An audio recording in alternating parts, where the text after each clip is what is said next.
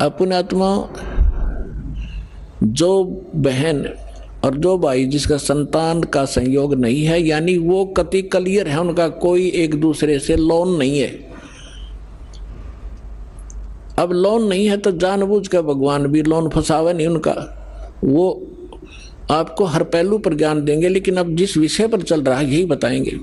अब जैसे क्या होता है, इंसान तो कुछ दिनों के बाद संतोष कर लेता है कि भाई चलो भगवान ने जैसा संस्कार दिया हमारे भाग्य में ना होगा, लेकिन बहन उसकी पत्नी को संतोष नहीं होता। अगर होता है तो अड़ोसी पड़ोस के रिश्तेदार की माताएं बहनें आकर उसको जीर्ण नहीं देती, कोई ना कोई आकर आटपकेगी, आवेगी मनमाने कोई उधारा सामान मांगने और चर्चा चलावेगी नो कि बहू का कोई बालक नहीं हुआ, ये भगवान एक जातक तो चाहिए था, बता के जीना बिना संतान के क्यों कर टाइम पास करे। तो वो ना चाहते हुए बेचारी दुखी हो जाती है उनके आपस की वार्ता सुन के, तो उसको प्रबल प्रेरणा हो जाती है चाहे हुक एंड क्रुक किसी प्रकार भी बालक हो। और बालक संस्कार में है नहीं तो उसकी अंत में तड़फ उस माई की जिसके बालक नहीं होते, इससे वियोग में मर जाती है। भगवान एक मेरा संतान होती तो संसार समाज में भी सुखी होती, औरों की तरह मेरा भी इज्जत होती, वो मर जाती है। इस काल ने ऐसा जुल्म कर रखा है हमारे साथ। अब कहते हैं जिस भी इच्छा को लेकर मरता है ये काल फिर उसकी बिरान माटी करता है। उस बहन को अगले जन्म में वो कुतिया बनावेगा और फिर न्यू कहेगा ले तू नरी संतान जाम ले, 8 कट्ठे पैदा कर ले, अब छक ले पैदा कर करके क्यों दुखी हो रही थी। अब परमात्मा कहता है इस झंझट से पीछा छुटवा लो।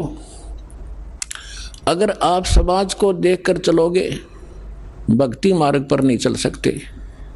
हमने परमात्मा पाना है, सतलोक जाना है, तो जैसे भगवान रखे ऐसे ही रहना। अब थोड़ा सा यहाँ प्रसंग और बताना पड़ेगा, क्योंकि प्रथम बार जो भक्त आते हैं जिनका संतान नहीं है उनको कुछ संतोष तो इस उदाहरण से होगा, लेकिन वो चिंता ना करें। यदि आपने यो उलझेड़ा करवाना है तो वो भी कर देंगे भगवान, क्योंकि आप शरण में रहना उनको मालूम है कि शरण में रहेंगे तो वो उस संस्कार को जो मालिक जोड़ेगा वो फिर अपने ही हिसाब से उनको पार भी कर देगा। जैसे अभी दास ने कहा था कि परमात्मा की शरण में जब आ जाते हैं भगवान फिर कहता है कि तुम मेरे अनुसार चलते रहना, फिर मैंने देखना तुमको कैसे पार करना है। जैसे सुदर्शन जी की इच्छा बन गई कि मेरे माता पिता पार हो जब बात बने। अब हालांकि उनका कोई संस्कार नहीं था, वो चले गए थे, कोई कुतरू बन रहे थे कि गधा बन रहे थे। परमात्मा ने वो भी स्वीकार किया, बेटा तुझे पार करने के लिए मैं यह भी तेरी समस्या हल करूंगा। तो इसीलिए जिनका संतान नहीं है पर जब गहनी पहले तो कोशिश करेगा भगवान कि ना फंसे इस अड़ंगे में और नहीं मानेंगे, तो फिर वह भी समस्या आपकी संतान वाली भी यहाँ खूब हल होगी। थोड़ा सा उदाहरण दे दूं। एक बहन, वैसे तो बहुत से ऐसे उदाहरण है यहाँ पे जिनके 10-10, 15-15, 20-20 वर्ष तक विवाह हुए को हो गए थे, संतान नहीं थी। अब यहाँ सत्संग सुनकर जाते हैं तो उनका मन शांत हो जाता है कि ना हमने संतान चाहिए नहीं, और वहाँ जाओ संसार में वो जान दे इंजेक्शन ला दें, अब वो फिर बेचैन हो जा बहन, तो फिर आते डिमांड वो ही करे। बहुत बार समझाया उनको, लेकिन आखिर में परमात्मा ने उनको फिर वो अगे दिल टूटेगा कि तो और जा फंसेंगे किसी नालायक आदमी का, बालक तो होने नहीं उनसे, और वो भक्ति और बर्बाद हो जाएगी इनकी। तो बहन को कभी तो असंतोष कर ले, फिर घर वाले जाकर फिर न्यों के बता कोई जीना है, बालक नहीं, इतने दिन हो गए नाम ले रखा, फलाना काम काहे का तू गुण गाती फिरती है। तो परमात्मा ने उसके सुन दी, गर्भ में 2 बच्चे हो गए एक कब्र में, और वो ये कहा करती कि भगवान चाहे मेरे लड़की हो जाए, समाज का मुंह बंद हो जाए, मुझे लड़के की जरूरत नहीं, 2 दी इकट्ठी है। अब वह फुली नहीं समाओ, सारा अड़ोस पड़ोस भी ने बोले थारे गुरु जी तो वे पूरे हैं। 1 साल के बाद 2 और गर्भ में चेक करा ली, बोला 2 लड़की और है। अब वह चिंतित हुई, मैं खाई बोल रहा मत, ले जो मालिक तुझे दे रहा है, अब मत बिरड़ावे। तो पुण्यात्मा परमात्मा जो चाहे सो कर दे। एक बार देखो पुण्यात्मा, हर तरह से हर पहलू पर ज्ञान दिया जाता है। एक बहन और उसकी सास ने नाम लिया। सास का दृढ़ विश्वास था वह बहन बेटी बालक थी। उसके एक लड़की थी, उसके बाद गर्भ नहीं रहा था, खराब हो जाता, और भी काफी तरह जगह पर वो घूमे फिरे। फिर उनको पता चला तो यहाँ दीक्षा ली। जींद जब सत्संग किया करता था दास, तो परमात्मा ने दया की, उनका गर्भ रहा लड़की के, और जिस समय में पहले गिरता था उससे आगे बढ़ गया, 2 महीने और निकल गए। तो उनकी खुशी का ठिकाना नहीं रहा। उन्होंने क्या किया, जब हमारी थोड़ी सी संगत थी, ज़्यादा नहीं थी, थोड़ी संगत थी, तो उनके पड़ोस में एक और भक्त था। उसने प्रार्थना की कि आज गुरुजी हमारे यहाँ भोजन करने की दया करो। हमने कहा ठीक है बेटा बना लो। हम 5-7 भगत मेरे साथ उनके खाना खाने गए शाम को। उधर से वो भी आगे पड़ोसी थे उनकी मदद कराने के लिए, भोजन बनवाने के लिए। हमें नहीं पता वहाँ क्या घटना घटी। हम खाना खाकर आ गए। वापस आने के बाद सुबह रात को फ़ोन आया उसकी सास का कि गुरुजी से कहियो मेरी पुत्र वधू का गर्भपात हो गया और बहुत बुरी तरह रो रही है। और वहीं हो गया जब आपकी सेवा कर रहे थे, उन्हीं के दूसरे के घर में। सारे बाथरूम में ब्लड हो गया। वो तो रो रो के सारी रात उसने तो आंखें सुझा ली। मैंने उसको फ़ोन बताया, माँ बेटी यहाँ आ, तेरी सास ने उसको कहा यहाँ भेजो। उसकी सास आ गई। उसको समझाया बेटा भगवान जो करे वो गलत नहीं करता। वो बोले जी मन में तो विश्वास है पर वह बालक ना मानती। ठीक है मैं कोई बात नहीं, जो हो गया सो हो गया, क्या बात, परमात्मा जो करता सही करता है। अब अगला दिन फिर ऐसे ही उसका रोते रोते गुजर गया। उसकी सास ने फिर प्रार्थना कीजिए आज कल हमारे भोजन करने आओ। हम बोले भाई चलो चलते हैं, चले गए। वह लड़की बुरी तरह रोए। मैं बोला बेटा परमात्मा जो करता सही करता है, विश्वास कर, ये कोई बड़ी बात है और दे देगा साल भर में तने शांति रख। पर वह नहीं मान रही थी, दुखी थी। कोई बात, हम आगे खाना खुना खा कर चल भाई ठीक है। जो हम ज्ञान दे सकते हैं परमात्मा का हम उतना ही दे सकते हैं, बाकी बालक का नहीं समझ में आती। फिर क्या हुआ, उसकी सास ने सोचा भाई गर्भपात हो गया और इसमें कोई कतरा ना रह जाए बच्चा दानी में, फिर दिक्कत कर दे, अल्लाह दिखा कर आती हूँ डॉक्टरनी को। अगले दिन वो एक पड़ोस में अच्छी प्रसिद्ध डॉक्टरनी थी, उसके पास गए। उसने अल्ट्रासाउंड किया और वो कहने लगी कौन का बालक गर्भपात हो गया, न्यू का न्यू गर्भ है इसके, ओके ऑल इन रिस्पेक्ट।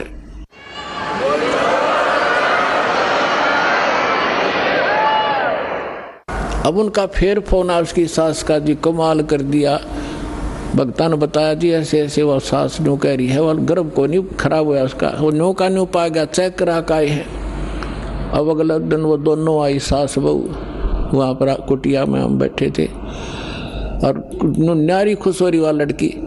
मैं बोला बेटा भगवान पर भरोसा करो और परमात्मा जो करता वो गलत नहीं करता।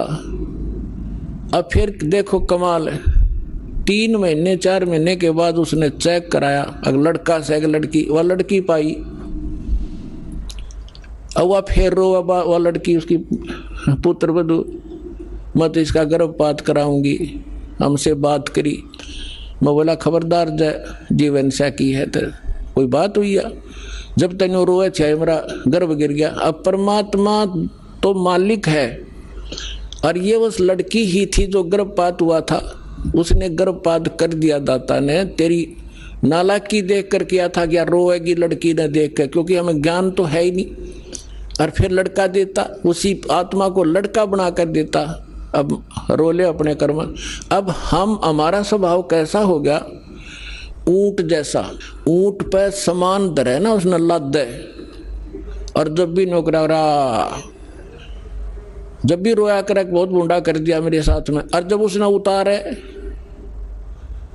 जब समान ने तारा करे ना ऊंट पर, जब भी नौकरा करा उसने कहीं भी बूढ़ा करे मेरी गेला, अब भी बुरा कर रहा है मेरा। हम हो गए ऊंट के से स्वभाव के। अब परमात्मा हमें सुख दे जब भी रोआ, और दुख में तो रोना है, रोना वो तो स्वाभाविक है। तो उसकी सास ने यह बात समझ में आ गई थी, गुरु जी के वचन का मैं तो उल्लंघन करूँ नहीं। और इस लड़की ने पूरी कर, वो उसकी सास यानी उसका ससुर ठीक सी पोस्ट पर नौकरी करता था। उसकी सास ने कहा कि इस लड़की का सारा खर्चा मैं दूंगी, तो निश्चिंत रहे, और इसने ब्याह बीगी और सारा खर्चा हम देंगे, तो बकवास नहीं करेगी, इसका हम गर्भपात नहीं करेंगे। वो लड़की होगी दूसरी, और जब भगवान के हाथ में वो तो उसके बच्चे हैं, उसकी मिट्टी उसी की बनाई हुई है। अब लड़का देती तो उसको वो संस्कार टाले था वो लड़की वाला, ले कह के मांग लिया रो रो के, और फिर रो रही है। फिर अगले बार उसको लड़का दिया। आज भी वो लड़की और उसकी सास सत्संग में आते हैं। अब कहने का भाव ये है पुण्यात्माओं के, भगवान जो करे तुम बीच में टांग ना डाया करो। अब डॉक्टर है ऑपरेशन में थिएटर में ले गया, अब आप यहाँ परमेश्वर के ऑपरेशन थिएटर में आ गए, और यहाँ ऑपरेशन थिएटर में मरीज अपनी चलावे तो केस बिगाड़ेगा वो होने नहीं दे उसको, जो डॉक्टर चाहता है। ऐसे ही एक बहन के एक लड़की हो के, और फिर वो 27 वर्ष तक, वह लड़की 27 वर्ष की होगी, उसके ब्याह भी कर दिया, उसके भी बालक हो रहे लड़का लड़की, और उसकी फिर भी तमन्ना एक बालक तक एक लड़का तो हो जाता। वह 56 साल की हो रही बुढ़िया, हरिया तमन्ना रखे, 56 साल की उम्र में मालिक ने फिर छोरा दे दिया उसका लड़का। अब लड़का 5 साल का हुआ, मर गई, भी सर पर धर ले, लड़का कौन पालेगा। तो हम ऑपरेशन के अंदर हम अपनी गड़बड़ करवाते हैं तो बिगड़ जाता है केस। फिर भी दास ने आपको हर पहलू पर बता दिया, जोन सी समझ में वाह कर लियो, और वाह पूरी कर देंगे भगवान।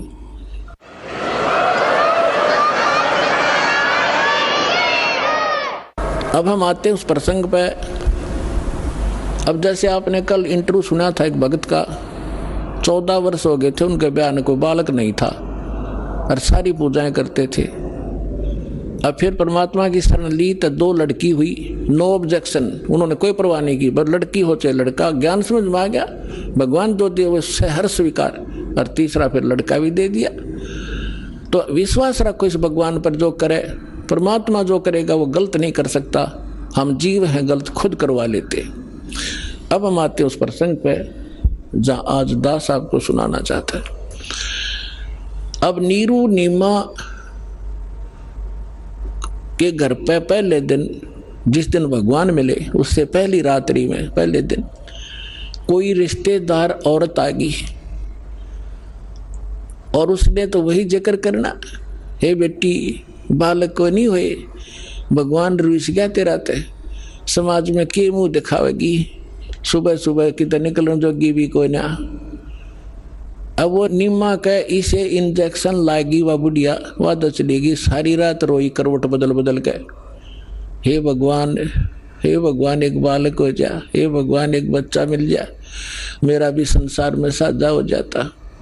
तो सुबह उठ कर स्नान का समय हो गया, नीरू ने कहा कि चलते हैं स्नान करने। वह रास्ते में भी रोती हुई आ रही थी कि हे भगवान शिव जी, बेसिक वो मुसलमान बन गए थे लेकिन आस्था उनकी अपने भगवान शिव में ही थी। हे भगवान शंकर, आपके घर में के लालों की कमी है, मुझ पापन को भी एक बच्चा दे देते, मेरा भी समाज में साझा हो जाता, हिस्सा बन जाता, मैं भी सीना ऊपर ने मुंह करके जी लेती। इस तरह कहकर बुरी तरह फूट फूट कर रोने लगी। अब नीरू कहने लगा, भगतनी अब यदि हमारे भाग्य में होते, आज 60 साल की उम्र होली हमारी, तो दे ही देते परमात्मा, और अपनी आंखें खराब मत करे, कोई बुढ़ापे का सहारा नहीं, आंखें रो रो कर तू खत्म कर लेगी, अंधी हो जाएगी, ना रोए, शांति दी, यानी ये चर्चा करते करते वो लहर तारा तालाब पर पहुंच गए। पहले नीमा स्नान करने लगी। ब्रह्म मुहूर्त था, 1.5 घंटा सूर्य उदय होने से पहले अंधेरा अच्छा रहता है और सुबह की रोशनी एकदम ही होती दिखाई दिया करे।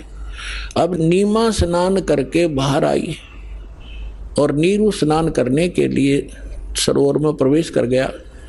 अब नीमा जिस कपड़े को लपेट कर नहाई थी उसको धोने के लिए पुनः किनारे पर गई तालाब के। तब तक रोशनी सी हो गई थी, दूर तक का थोड़ा थोड़ा दिखाई देने लग गया था। अब नीमा ने क्या देखा कि एक कमल के फूल के ऊपर कोई वस्तु हिल रही है, जैसे परमात्मा पैर हिला रहे थे कमल के फूल पर विराजमान होकर के नवजात शिशु के रूप में। तो उधर से नीमा ने देखा कि ये क्या चीज हल रही है। उसने सोचा कोई सर्प ना हो और मेरे पति ने डस ले, और ध्यान से देखा तो क्या देखा, कमल के फूल पर एक बालक विराजमान है। अब नीमा ने अपने पति से कहा, वो तो मलमल कर नहा रहा था, इतने पानी में बढ़कर ऐसे गोते मार रहा था कभी हाथों से। तो उसने कहा कि देखियो जी, कमल के फूल पर बच्चा है, छोटा सा बालक है, बच्चा है, छोटा सा बच्चा है। अब नीरू ने कहा कि तू मेंटल होगी, तने अब जल में भी बालक दिखाई देने लगे। नीमा कुछ संतोष कर, मत पागल होए। तो उसने कहा कि देख सचमुच ये बालक, देखो बालक देखिए रहा। अब उसने वो एक विशेष कसक देखी, उसका जिधर संकेत कर रही थी नजर की तो सचमुच कमल के फूल पर एक नवजात शिशु बालक लेटा हुआ। हाय हाय, बोलो सतगुरुदेव।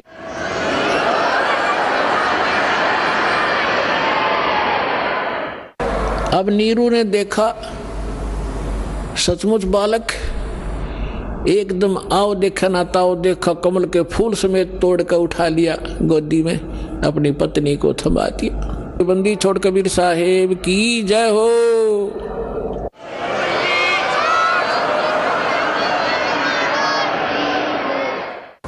अब नीमा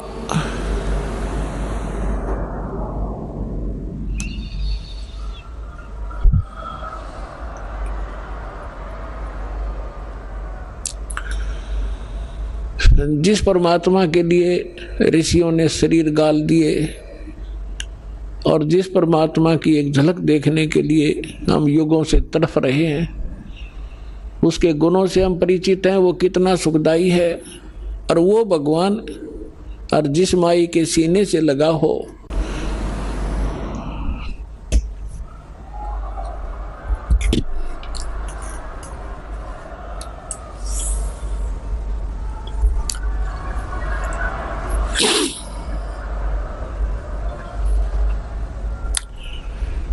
उसको कितना आनंद आ रहा होगा, कितनी खुश किस्मत है वो माई। अब उधर से नीमा अपने भगवान शंकर का 100 शुक्र मना रही है। अपने आत्माओं, गरीबदास जी कहते हैं कि हम जो समर्थ है, जो हमारी पल पल पर रक्षा करता है, हमें सर्व सुख दे रहा है, जो सब कुछ करने वाला, उसका तो हमें जिक्र भी नहीं, हमें अन्य को क्रेडिट देते रहते हैं। उसने ये कर दिया, फलाने ने ऐसे कर दिया। अब जैसे ये दास पहले भगवान विष्णु का पुजारी था, कृष्ण जी का, हनुमान जी का, और शंकर भगवान की भी सामान्य पूजा सामांतर करते रहते थे। और घर में जो सुख होते थे, सारे ही सुख जो संसार में होते हैं वो सारे ही थे, हो रहे थे। जैसे पढ़ा, जेई की नौकरी मिल गई, विवाह हुआ, 2 लड़के 2 लड़की होगी, सारे सुख होंगे, नौकरी मिल गई। तो इस तरह ये सुख जो हो रहे थे, हमने क्या करते, भगवान विष्णु ने, भगवान कृष्ण जी ने, हनुमान जी ने और बाबा श्याम जी ने, इनको क्रेडिट दिया करते कि इनने ये सुख दे दिया। अब ये तो ये सुख दे ही नहीं सकते, भी इनके इतिहास से पता चला। ये तो हमारा संस्कार ही, हमारा प्रारब्ध ही, हमारी किस्मत ही फल फूल रही थी और दे रहा था, क्योंकि शास्त्र अनुकूल किए हुई शुभ साधनाएं थी, वही उन्हीं से संस्कार बनते हैं। तो यहाँ परमात्मा गोदी में और शंकर भगवान को क्रेडिट दे रही, उसके गुण गावे। अब यहाँ गरीबदास जी कहते हैं, जगत का पेखना पेखा, धनी का नाम न लेखा। एक दूसरे ने उसने न्यू कर दिया, फलाने न्यू कर दिया, और जो कर रहा है तो उसका जिक्र भी नहीं। जगत का पेखना पेखा, धनी का नाम ना लेखा। अब उधर से क्या हुआ कि नीरू भी स्नान करके बाहर आ गया, और वह उस पर पाकर परमात्मा, क्योंकि अपनात्मा बर्फ का स्वभाव है, एसी का स्वभाव है, वो वातानुकूल ही बना देगा जिससे वो शरीर बिल्कुल अच्छा महसूस करता है। तो परमात्मा का स्वभाव है, जो उसके सीने के लगे हुए थे, कभी बच्चे की तरह सीने से लगा रही थी, कभी प्यार कर रही थी, मुंह चूमे थी उसका, और सौ शुक्र मनावा थी। तो उसने कितनी खुशी हो रही थी, एकदम अट्रैक्ट होगी वह। नीरू आया बाहर तो उसने विचार लगाया कि पहले तो मुसलमान बना दिए, हिंदुओं से हमारा कोई लिंक नहीं, मुसलमानों से इतना मित्रता नहीं। अगर इस लड़के को, बच्चे को लेकर हम घर जाएंगे तो गांव के, नगर के लोग हमारे जूते मारेंगे और पूछेंगे किसके लाए उठा कर तुम बेईमानो, और बताओ उसको वापस दे के आएंगे। यदि हम कहेंगे लहर तारा तालाब में और कमल के फूल पर पाया, किससे का नहीं जच्चा कि कमल पर फूल पर बालक क्यों कर रुक जा।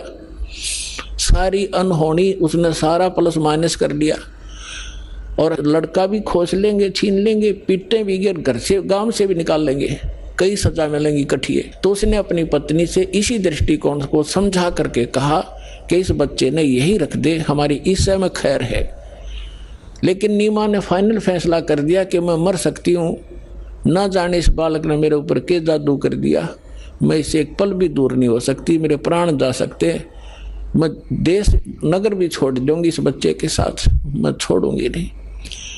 अब नीरू ने सोचा यतान दी होगी बच्चा पाके, समाज देखती नहीं, कल ने क्या हो जाएगा भविष्य में उसका विचार रहा नहीं, कहाँ इस लड़के ने पालेंगे जब घर से अब बेघर हो जाएंगे। तो उसने पहले अपने पूरे जीवन में अपनी पत्नी की तरफ थप्पड़ मारने के लिए हाथ किया था कि मैंने तेरे को घना लड़ा दिया, तेरा संतान नहीं थी, मैं तेरी सारी बात मानता रहा कि कहीं इसको दुख ना हो, भाई बच्चा होता तो आज पिता को कह के कुछ और मेरी सुविधा करवा देता, इसलिए मैं तेरे को तेरी सारी बात मानता रहा, आज तो अनाड़ी होगी है, एक भी नहीं मानती मेरी, रख दे इस बालक ने यहीं पर, ना तेरा थप्पड़ मारूंगा। जो ही उसने हाथ उठाया, नवजात शिशु रूप में परमात्मा बोले नीरू मुझे घर ले चलो, तुम पर कोई आपत्ति नहीं आएगी। अब उसने सोचा, छोटा सा बालक बोला, उसने सोचा कोई भूत है, क्या प्रेत है, या कोई देवता फरिश्ता इसमें बोल रहा है, डर गया, चुपचाप आगे आगे चल पड़ा, बच्चा घर में आ गया। अपना आत्मा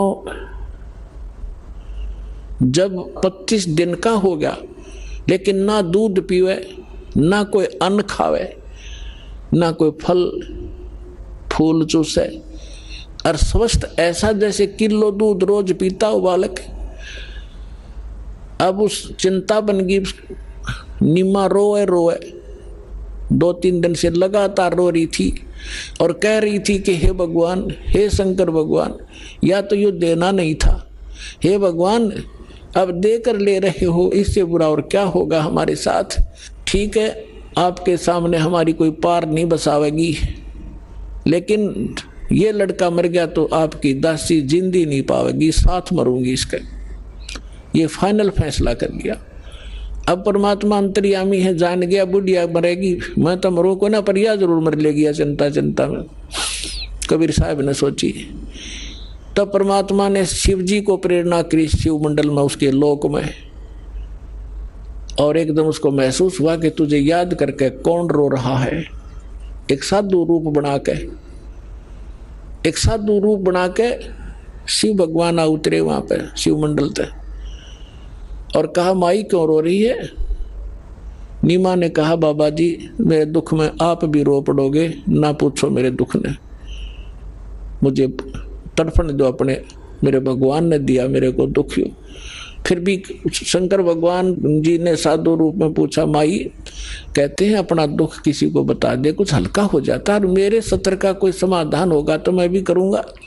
रोते रोते बताया कि पहले हमारे संतान नहीं थी, 25 दिन पहले मेरे भगवान शंकर ने मेरी सुनी, कमल